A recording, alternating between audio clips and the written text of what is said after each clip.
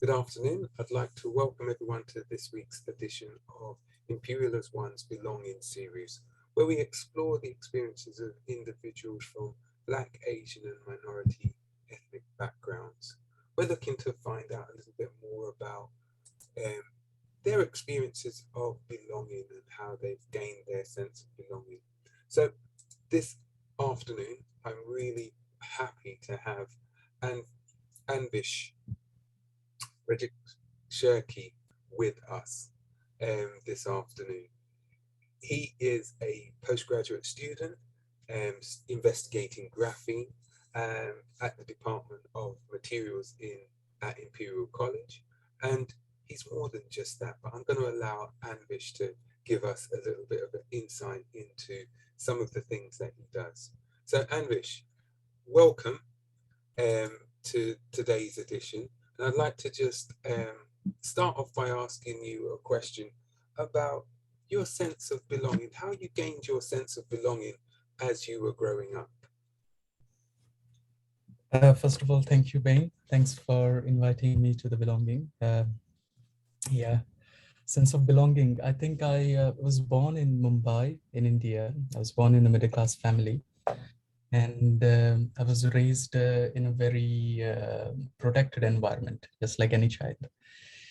And yes, they were so careful about me. I studied in English, not in English, in Marathi, my mother tongue. And yes, I come from the lands of seeker, and I love poetry. I love writing a lot of artistic literature, and that artistic literature was already present in my family because a lot of books were there, a lot of literature were already present there. Basically, my father studied chemistry and then worked for Unilever. But yeah, he read a lot of books, and he's also a social worker and politician. So good quality literature was there always. My mom studied uh, law, and then she worked for government. And my brother is a doctor, medical doctor, and then he's an actor. So it's quite versatile family we have. And from the beginning, from the school time, I remember reading Pula Deshpande and Bapu Kare and listening to their stories, and having very interesting people around the house. That was a common thing. And I think from there, I get the belonging of being a seeker, a kind of a person who wants to seek. I think that's more or less. That's excellent. So from a young age, you were exposed to literature. Your parents, as you said, your parents both educated, chemist and a lawyer, and they surrounded you and your brother with literature. They surrounded the two of you, with love and kindness. And how, as a youngster though, in that kind of environment, what was it that you enjoyed about the stories and the way that they were put together?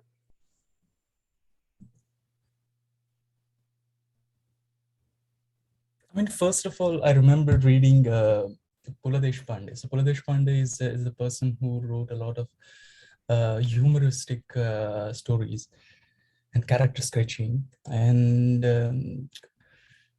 so that was first of all the pull, because the way he used to narrate the stories, he used to read, he used to record, and that was very interesting, because the kind of jokes he would make, and those were not jokes, it was like humors, good quality humors that everybody would understand. And like a person from a very social economically lower social economic background can understand those jokes.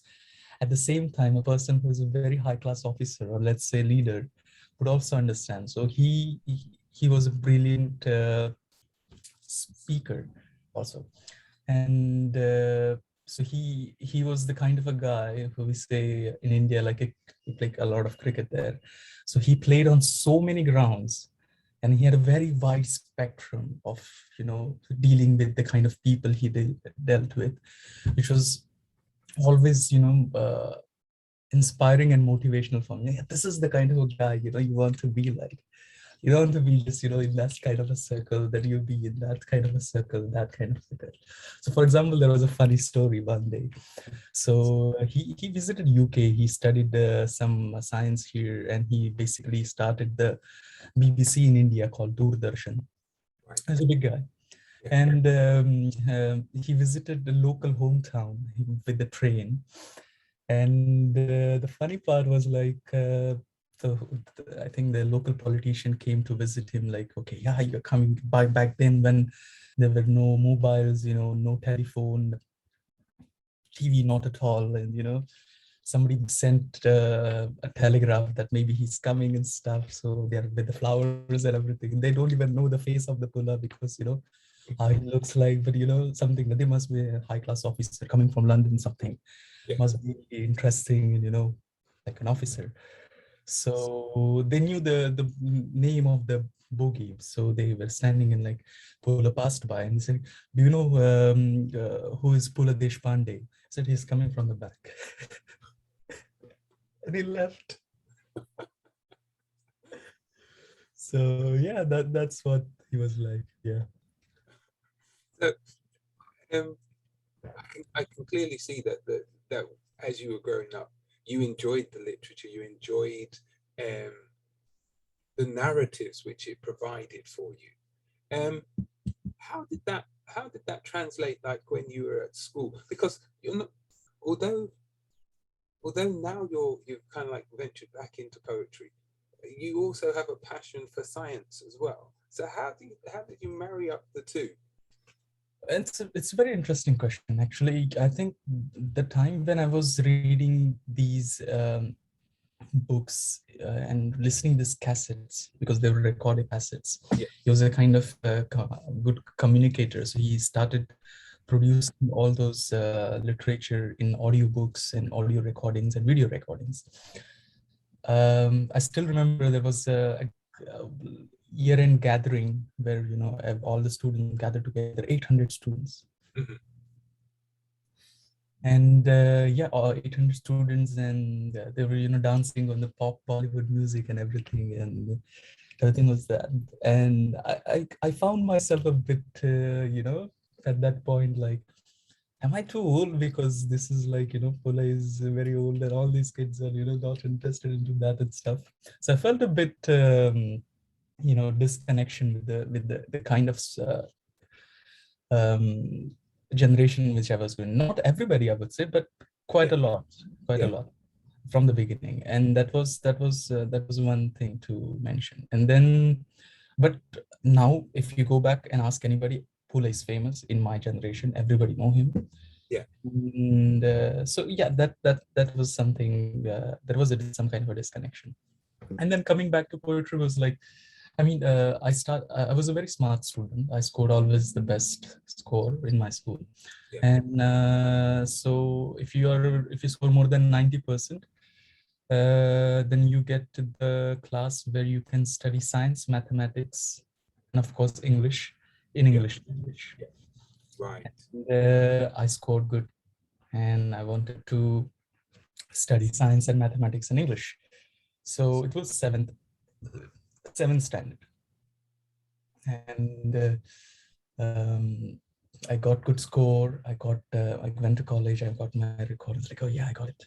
And from next year, I started studying in English, the science and mathematics. Mathematics was all right because it's almost about Yeah. equations and algebra and geometry. That was not a problem.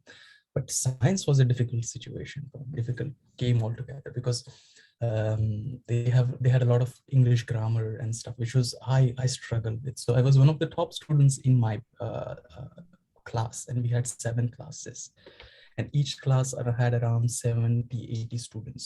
So Wow. let's say 700 students or 800 students altogether, something like that. And I was so I was one of the tops in my class, and we got the best class called not A, B, C, D, E, F, G, but B, because that's the way our school put it. Yeah. Our school is very also interesting school. So it's called Bal Mohan Vidya Mandir, which means Bal comes from Bal Gangadhar Tilak, who started the Congress. Right. One is from the Mohandas Karamchand Gandhi, Yeah. the Gandhi. And so joining them together, Bal Mohan Vidya Mandir. Vidya Mandir Right. is the education. Yes. Yeah. And yeah, so I went there, I got the BA grade, and I started struggling with the science. I could not understand it anymore. And my focus was started shifting from science to the other side of the education and what happens around, so like sports and everything. And and I felt so bad because that was like everybody was expecting you, and I was learning you for easy like this, and now you have to struggle. And I literally scored 55, 56%. First time I think in my life I scored so low. And that was hard. That even 8th standard it was hard, 9th standard it was hard. And that was the time I came more close to like I was more suffering. And then also you're a teenager, you started liking girls, then you like a particular girl, so then you also start writing poems. And yeah, so in the same time, so said I used to read the literature. My brother was from 7th standard, 8th standard, he was an artist, so he started playing in movies and TV shows and everything. Right. So he almost had a good culture where they had a good literature and stuff. So theatrical plays basically started doing. So his friends used to write poem and they used to sing and talk. And I remember one day I went to my school, and in my class I performed his poetry, and perhaps my friend may have thought that that was written by me. Yeah. स्वप्नात मला दिसली ती परी तिच्या डोळ्यावरी हसणे, something like that. And they must have thought, oh, this must have been written by Anvesh. Girls may be like, interesting, and that whole situation.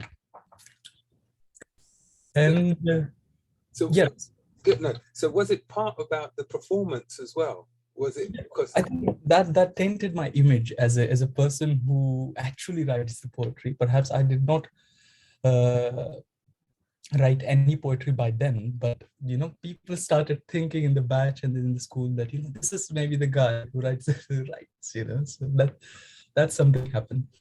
And so I arranged a play with some students. I My friend teacher wrote a play, and then I directed that play. And the last thing I did, I remember, was I was in last year of the school, and I wrote a short 10 15 minutes speech, evocation competition. And yeah, in front of 700-800 students, I was standing and I was giving the speech. And yeah, so that's how it started. And then coming back, then everything started in English, and English became because I studied engineering diploma in Mumbai, just outside of Mumbai, Panvel Pillai College. And then everything was different, and that was South Indian college, a Yeah. bit, not Marathi college. And English was main language there, physics, chemistry, programming, Yeah. something like that. How, And then moving back to coming, I'm still on your question. okay. Coming back to your then UK, then Newcastle, then Sheffield, then I mean, slowly my English started improving, but um, there wasn't much I read in English. Mhm. I saw a lot of movies, literally all animation movies, all good English, Hollywood movies, British movies and stuff. And then after that very long time, when I literally got a grip over English language, which happened in Imperial College, London. And here I started writing poems in English. Right. And that's how that. So I'm intrigued. If you don't mind, have you got a poem that you could read to us, or of one of the poems which you've written? I don't mind actually. Have you written any in your native language, and have you written, or are they Yeah, mainly? yeah. I think I've wrote in quite. I write in Hindi. I write in a little bit of Urdu. I write also in Marathi and also in English. Okay. So although I may not understand it in the other languages, do you have a or one or two poems which you could give to us, at least one for now, one in English and one in your native tongue, if that's all right. Yeah, let's go with the first poem I wrote in Imperial College, and I remember Manjula helped to organize us a poetry workshop. Yeah. And yeah, so this is the first poem I wrote when this George Floyd thing was going around, and black and white things were happening, and this is something about darkness and light. So this poem goes like this. Um, in the vast cosmos, when darkness saw the light, he himself was enlightened. And he utters, if you're only here, then what's really here? And if I'm only here, then what's really here? So it's a speech from darkness, that how lonely things can be if you just be the one. Okay.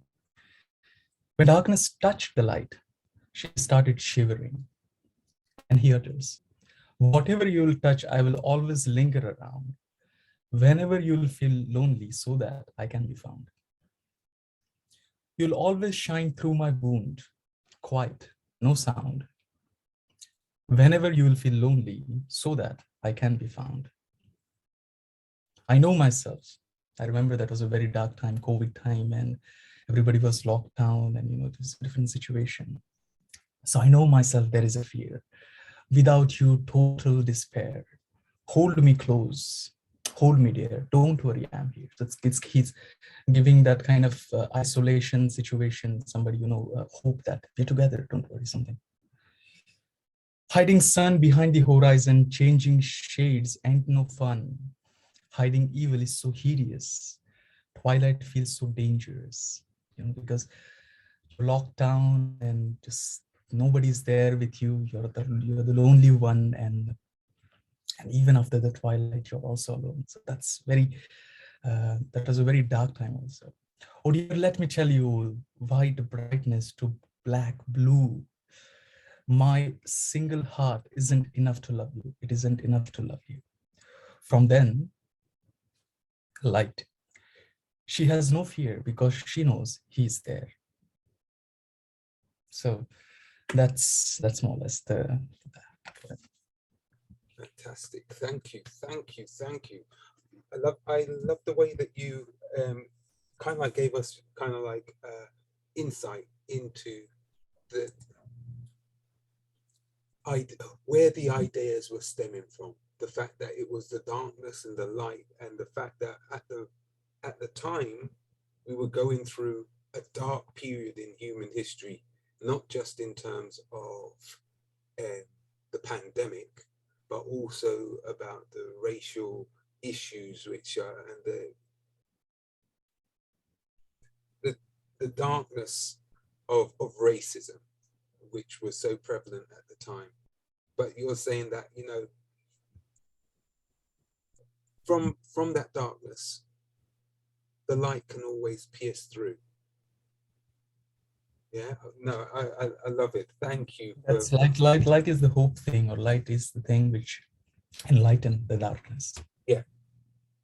Wherever you are, even if the darkness seems to be overpowering, there is always a glimmer of light which we can hold on to break through. Wow, wow, wow, wow. And Anvesh, that was beautiful, absolutely beautiful. So you said that it was kind of like when you got to Imperial that you started to kind of start writing poetry, etc.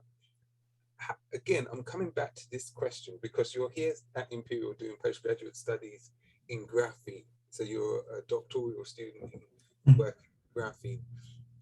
How do the two marry? How do you? Because oftentimes people think of scientists not being very creative in the kind of like artistic sense of the word, but here you are writing these great. Do you find poetry within the work which you're doing when you're looking at the molecules of graphene and everything? Indeed, I do find it. I still remember. So let's kind of take you back to a bit.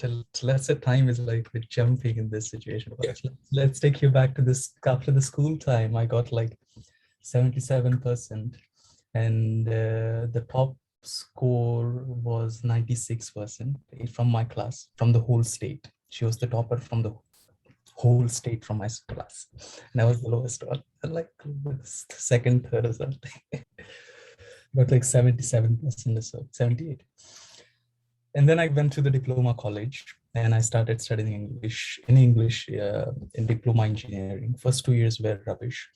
And suddenly from end of the second year, I started scoring well. And those were technical subjects like engineering, programming, electronics, industrial electronics. And I still remember I was really good in industrial electronics. That was my favorite subject. So I knew how the transistor works, how the solid semiconductor physics works. I mean, I was always good student. That was not a problem. So understanding theories, that was not a problem. Mathematics was not a problem. The problem was English. Okay. Okay. And somehow I was able to grab my hold over English, and slowly I scored like 60%.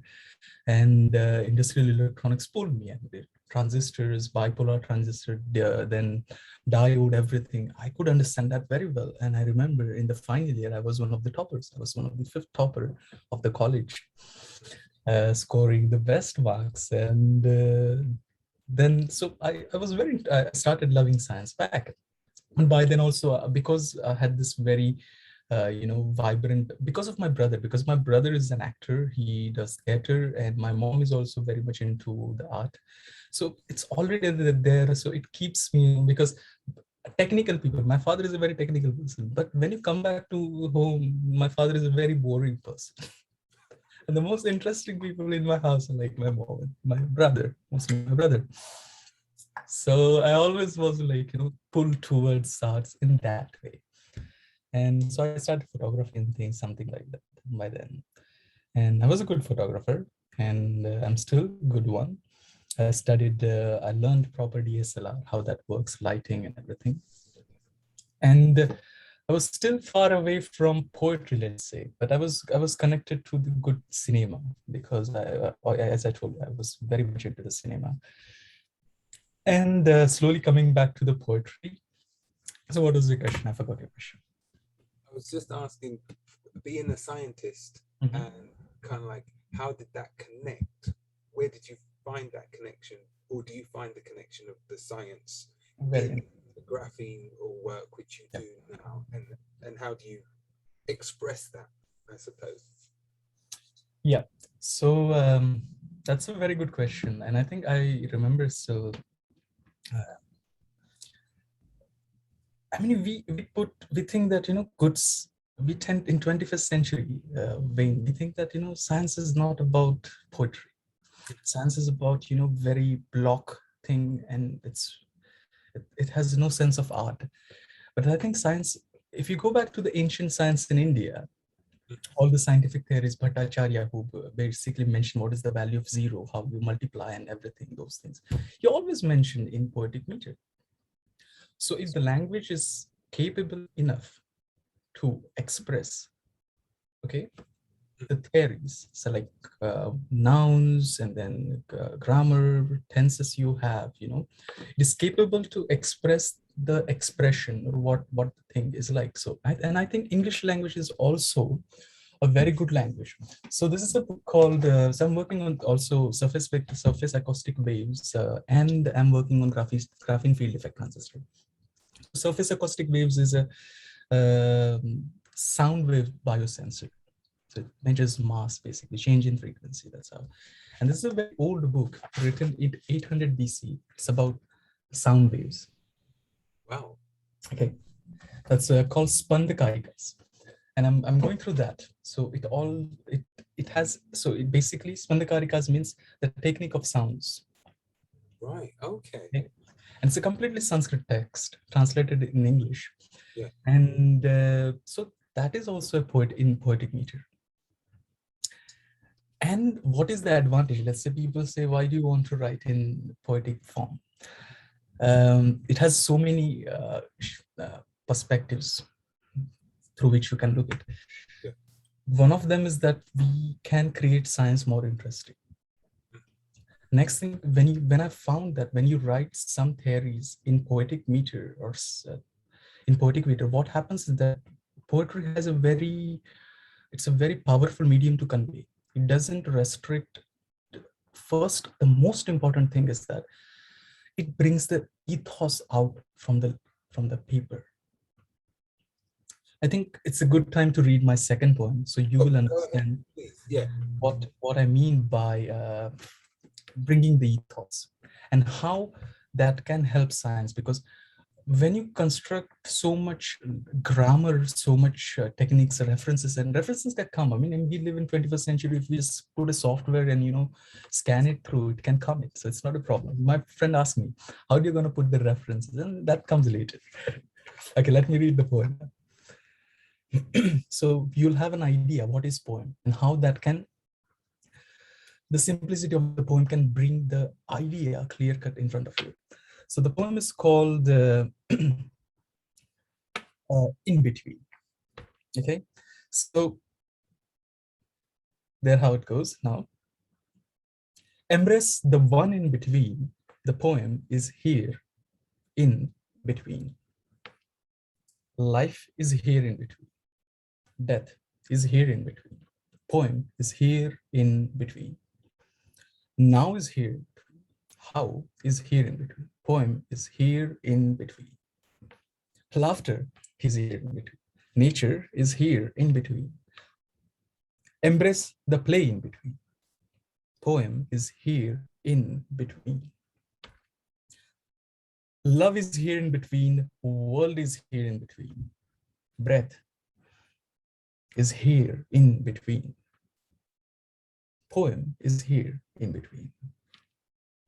Truth is here in between. Word is here in between. Change is here in between.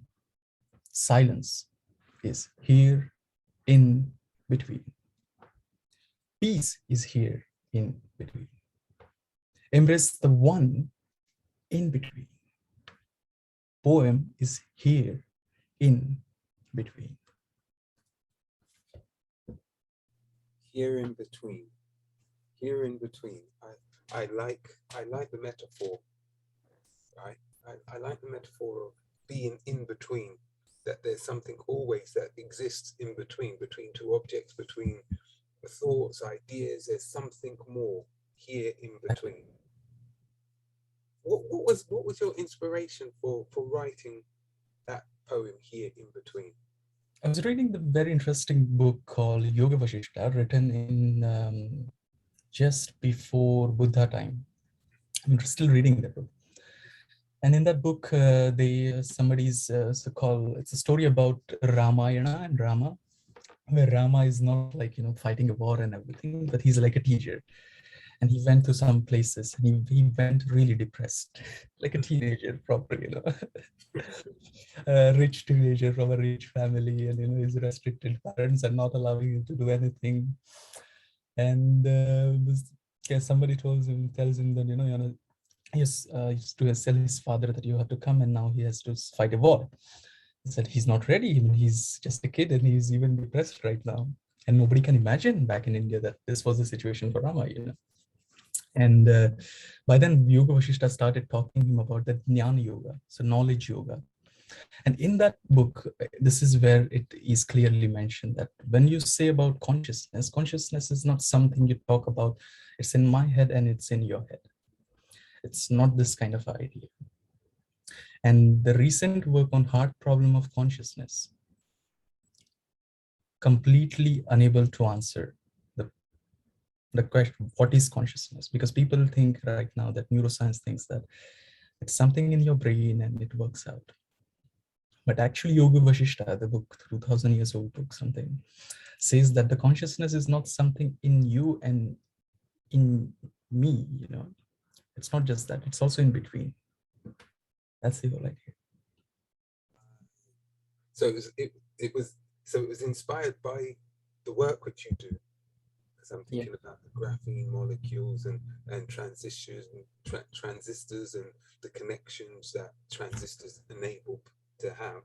But in addition to that, it was this ancient text talking about the concept of consciousness and where does consciousness exist.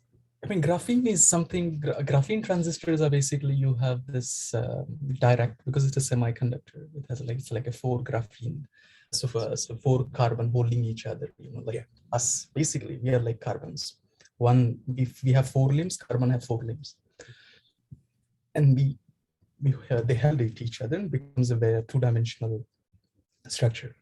And it has a semiconductor valence point at a single point where it connects only, I mean, it's a unique band structure, which is like it connects only at one point, and that point is known as Dirac point. So Dirac, I think, investigated on that.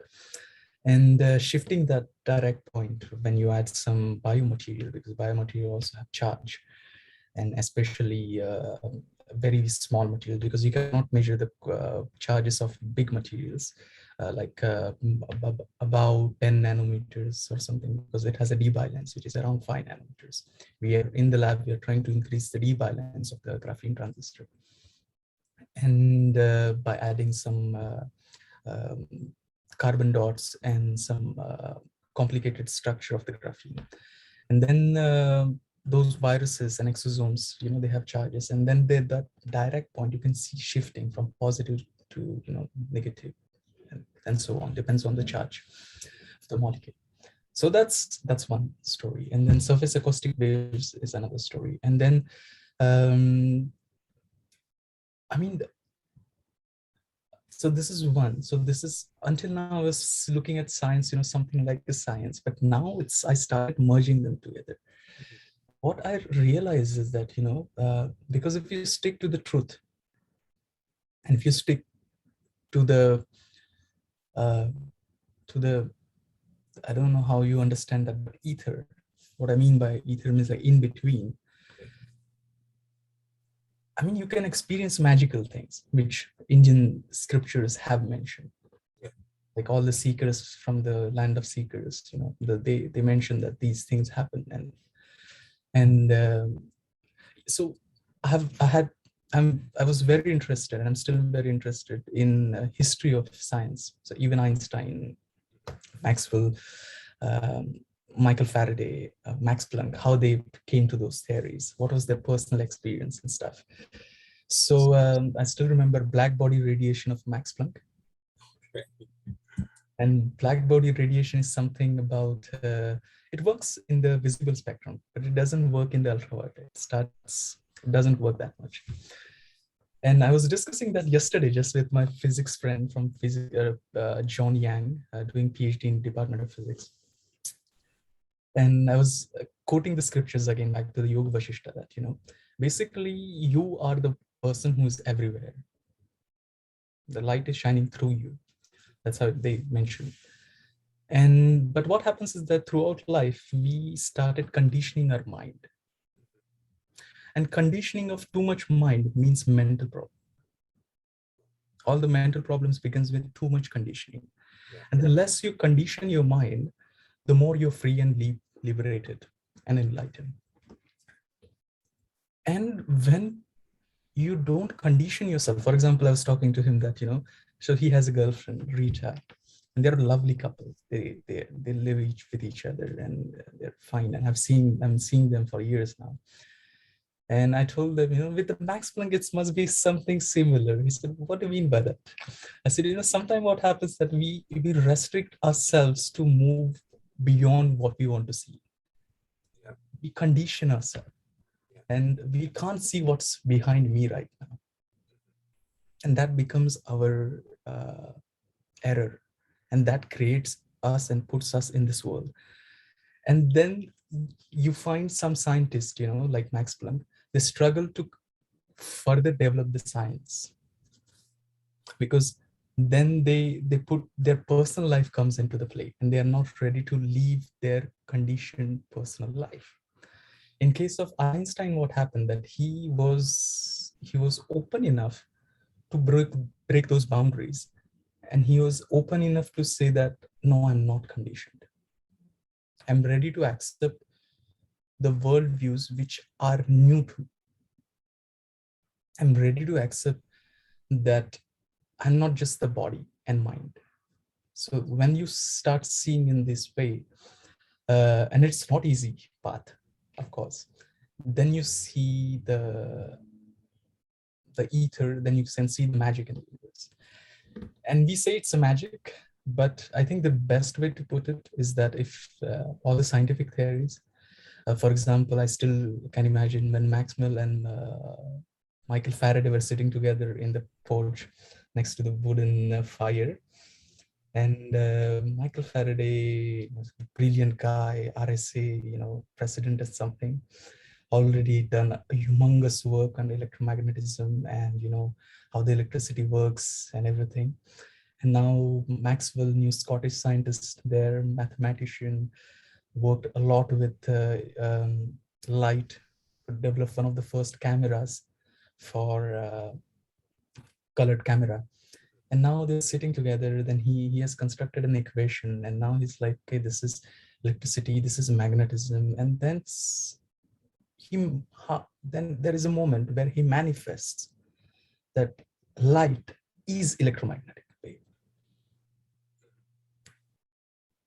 and that fits in. So that's beautiful, that brings me to the science.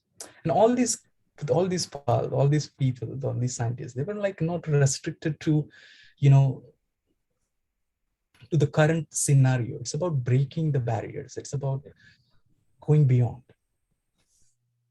You said something earlier on, which, having listened to your story, it makes more sense. You said, I'm a seeker from the land of seekers.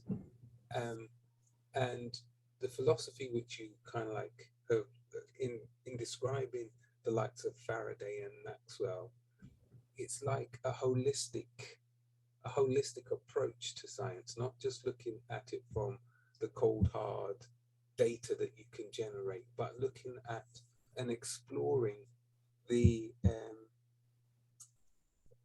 the individual the individual nuances which occur when you are making science. You can't separate one from the other.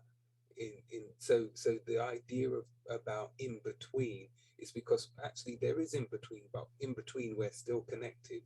And so there's a lot of connections which I suppose what I'm trying to say is, from what you're saying, it sounds to me that you're making a lot of connections, not just in the physical science world, but the connections about human existence and what's helped us to be here.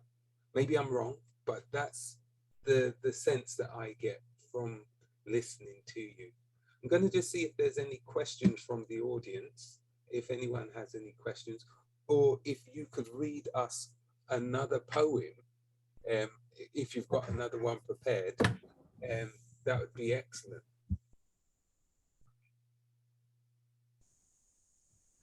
Are there any questions? Yeah, I'll read it going quickly, and then also I'll add a bit. Go ahead. If you start with your question, sorry, with your. I think internet connection is a bit slow. Shall I start reading the poem? Yes, please.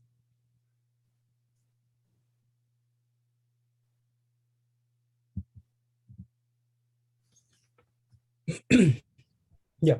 So hi.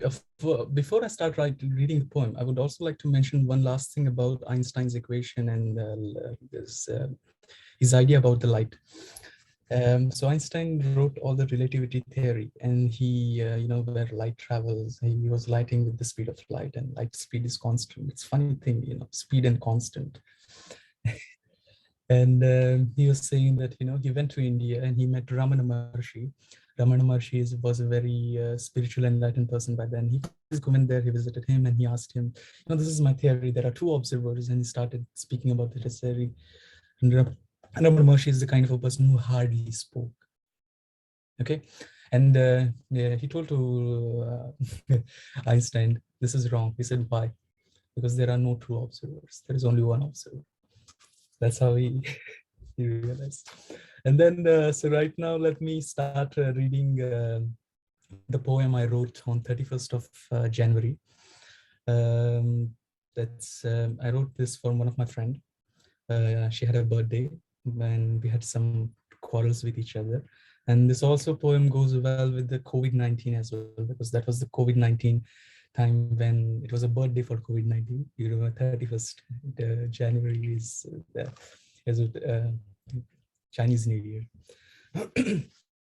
So it's about the happy birthday COVID. The poem goes like this. Meeting you was the destiny, departure was fate. Words still find the rhythm. The poet isn't dead yet. Human spirit is so robust. Feeling of envy never rest. Damn keyboard finds the rhythm.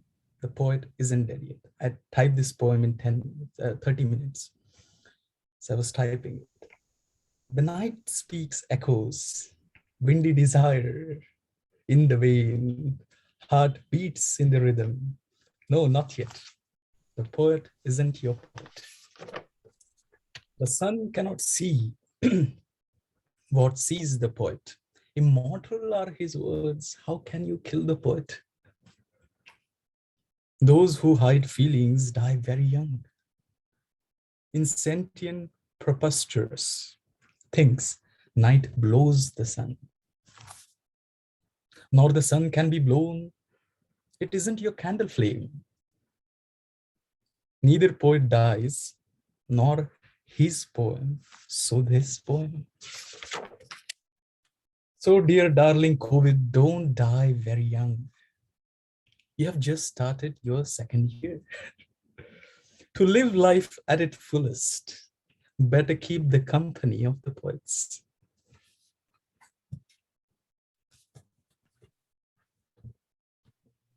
That's an interesting take on the first anniversary of COVID. Second. The second anniversary of COVID-19. It was seeing COVID with eyes of compassion. Yeah, I understand that. But yeah, I think where you said don't die too young, I suspect many people would say die earlier, but never mind. It's kind of like a strange one because of the havoc which it. Yeah, and as I mentioned to you, I wrote this poem also for my friend who was in 20s. Yeah. So she's the kind of a girl who's always, less sentient, too much science things. So it was like going parallel. Yeah. No, I like it. I'm going to ask a final question. If you could have, if you could give some advice to your younger self, okay, about where you are, where you want to be, where you would want it to be, what advice would you have given your younger self? Because I know right now you're also running for deputy president of welfare. So, what advice would you give yourself about where you want to be and how you're going to get there? It's the same advice which Nilesh Shah, Professor Nilesh Shah gave in your belonging session, that be more courageous and go out and do some mistakes. Give it a go. Give it a go. Give it a go. Give it a go. Anvesh, with your poetry, you're definitely giving it a go. I think it's really inspirational. And I think you need to share it a little bit more widely, that poem. Give it a go with the poetry, because there's definite talent there. Have you thought about, I know we had a poet on before and they went to a poetry slam where basically they read their poems and other people listened. I think you should go and give it a go, and let other people hear your poetry, because I think it's beautiful. Okay. But it's been really wonderful having you on Belonging this week. It's been a pleasure for sharing your time, getting to understand and know about your sense of identity, sense of belonging, and how that intertwines with the work which you're doing, and how the two of them have coalesced to give you these ideas. So I just want to say another really big thank you for sharing your belonging with us today. Okay. Thank you, Wayne, actually. And this is my first interview, like a kind of a thing. It's a very common thing for my father and for my brother, but not me. So this is a very interesting thing for me. So thanks for inviting me. I'm not sure we are running out of time, I think so, but if we still have any questions quick, which I think if I can answer, I would still like to do, if that works with your schedule. Looking, I haven't seen any. I was looking through the chat. I didn't see any. Everybody's commenting on how beautiful your poetry is and the poems that you've delivered for us today. But I haven't seen any exact questions, so we'll move on from there. But Okay, if there are, then what we can do is we can forward them on, and people can ask outside of this part here. So sure. brilliant. Thank you. What I'm going to do is I'm going to just explain what's happening next week, and then if one wants to stay behind and ask Anvesh some questions afterwards, then please do. So next week we will be having Professor Hector Kiyun, who is a professor of biochemistry in the Department of Surgery and Cancer at Imperial College, and he's going to be sharing his journey into belonging. And if you have missed any of the belonging interviews which we've done previously, you can find them on our YouTube site, which is at tinyurl.com/belonging-IAO. So until next week, I want to wish everyone a happy Holly, and thank you. And have a good weekend. And I hope to see you all again next week. Thanks a lot. Bye-bye.